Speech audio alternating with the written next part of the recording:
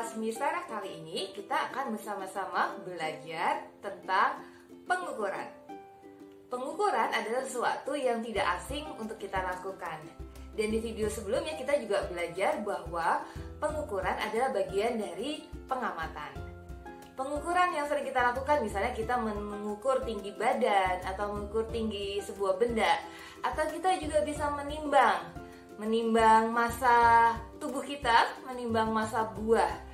Selain menimbang, mungkin kita juga bisa melakukan pengukuran dalam kehidupan sehari-hari, yaitu dengan mengukur suhu tubuh kita. Atau kita bisa menggunakan juga gelas ukur untuk mengukur volume zat cair. Jadi pengukuran adalah sesuatu yang sering kita lakukan dalam kehidupan sehari-hari. Tapi apa sih yang dimaksud dengan pengukuran? Mari kita simak penjelasan berikut ini. Pengukuran adalah kegiatan membandingkan besaran sebuah benda yang akan diukur dengan alat ukur yang sudah ditetapkan. Jadi kegiatan membandingkan, yang namanya membandingkan berarti ada yang dibandingkan. Apa sih yang dibandingkan? Besaran sebuah benda yang akan diukur dibandingkan dengan alat ukur. Jadi itu yang namanya kegiatan pengukuran. Nah tadi ada satu kata mungkin yang asing nih buat kalian, yaitu besaran. Apa sih yang dimaksud dengan besaran? Besaran adalah segala sesuatu yang dapat diukur dan dinyatakan dengan angka.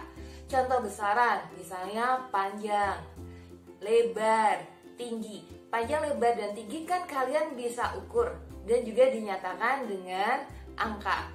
Contoh yang lain dari besaran adalah volume, massa, luas. Karena semuanya itu bisa diukur dan dinyatakan dengan angka. Jadi contoh nih, kita mau mengukur panjang bolpen. Berarti besarannya adalah panjang bolpen. Berarti kalau kita mengukur, kita membandingkan panjang bolpen dengan alat ukur. Alat ukur yang tepat untuk mengukur panjang, yaitu penggaris atau mistar. Jadi yang perlu diingat dalam pengukuran adalah kita perlu sekali membandingkan besaran sebuah benda yang akan diukur dengan alat ukur yang tetap. Nggak mungkin dong kita mengukur panjang tapi kita pakai timbangan. Kita mengukur panjang, kita pakai misalnya alat ukur yang lain, gelas ukur gitu, atau stopwatch. Itu kan nggak nyambung gitu ya, nggak bisa. Berarti alat ukur yang ditetapkan, alat ukur yang digunakan harus sesuai dengan besaran yang akan diukur. Itu penjelasan tentang pengukuran. Jika besaran adalah segala sesuatu yang bisa diukur dan dinyatakan dengan angka, apakah ada nggak ya yang termasuk bukan besaran?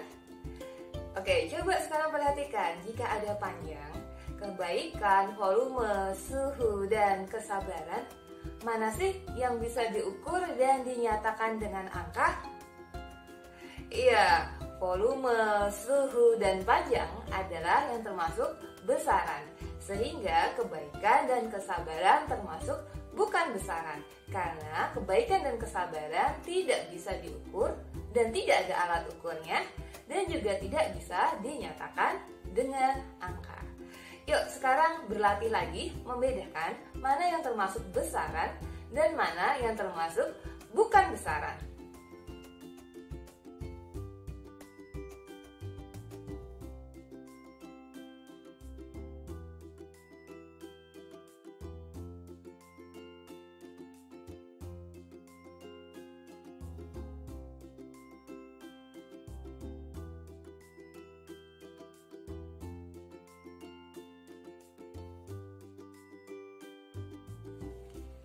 Jenis-jenis besaran. Ada dua jenis besaran. Yang pertama besaran pokok dan yang kedua besaran turunan. Nah, kita akan bahas yang pertama, yaitu besaran pokok.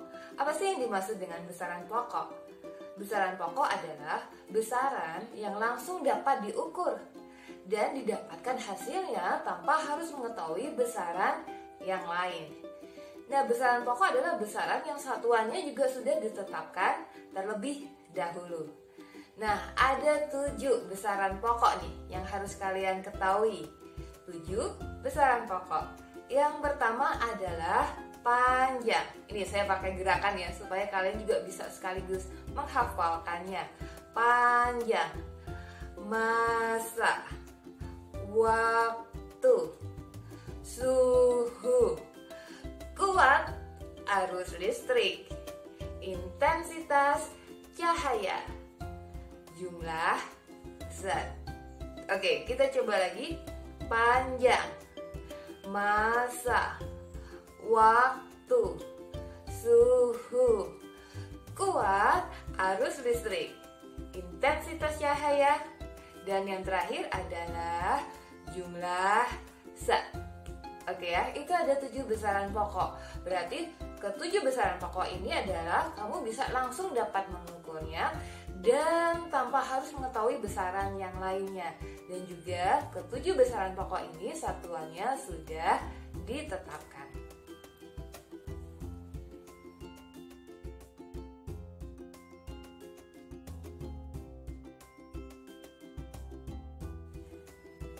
Oke, kita akan bahas besaran yang kedua, yaitu besaran turunan.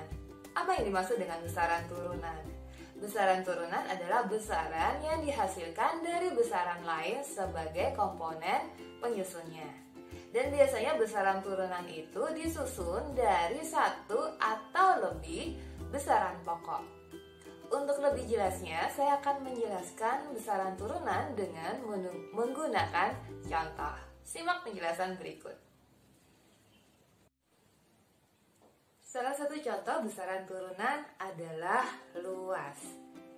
Kalian pasti tahu kalau mencari luas pasti harus mencari panjangnya dan lebarnya terlebih dahulu. Berarti luas tidak bisa langsung diukur dan diperoleh hasilnya. Jadi kalian harus tahu dulu panjangnya dan lebarnya. Maka luas termasuk besaran turunan. Salah satu contoh dari besaran turunan adalah kecepatan. Nah, untuk mengukur kecepatan, kamu nggak bisa langsung tahu nih berapa kecepatan. Ada 2 besaran lain yang harus kamu ketahui terlebih dahulu, yaitu perpindahan sebuah benda dan yang kedua waktu yang dibutuhkan untuk perpindahan.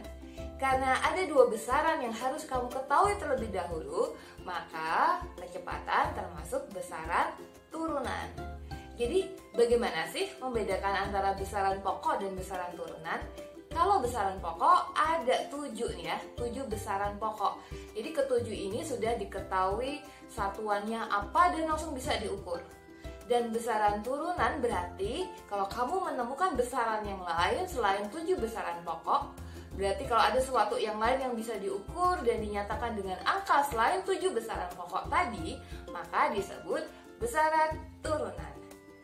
Nah, supaya lebih tahu lagi bagaimana membedakan besaran pokok dan besaran turunan, silakan yuk berlatih dari soal berikut ini.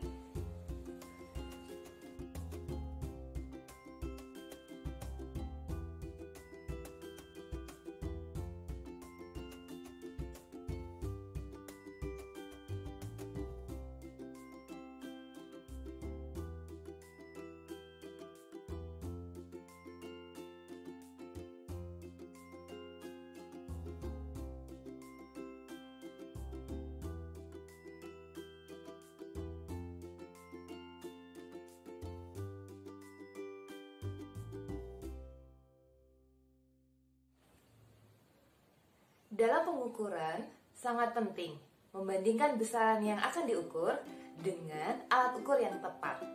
Di video selanjutnya, kalian akan belajar tentang berbagai alat ukur dan bagaimana cara menggunakannya. Pastikan kalian mengikuti video di YouTube Kelas Misarah berikutnya. Thank you for watching. Pastikan subscribe. Thank you. Bye.